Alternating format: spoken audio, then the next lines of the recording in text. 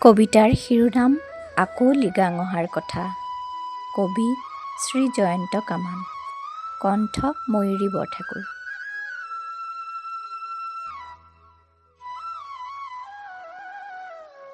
হালি-জালি বিৰিখৰ কুমলীয়া পাত, বাসন্তীৰ উন্মনা নাচ, পছুৱা বতাহে ফুচফুচাই ক'লে উতলা ফাগুনৰ বাট।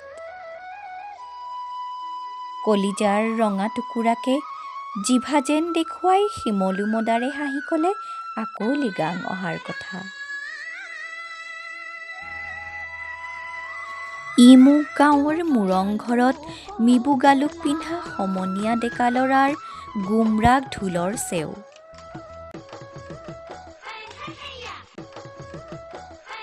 ৰঙা ৰঙা সুৰেৰে উলাহত উচাটন গাভৰুৰ ৰিবিগা চেঙে ক'লে আকৌ লিগাং অহাৰ কথা।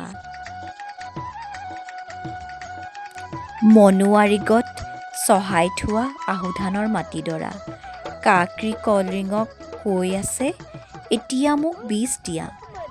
বৰষুণৰ পৰশত ঠন ধৰি উঠা গছ লতিকাৰ পাতবোৰেও দিলে ফাগুন অহাৰ বতৰা।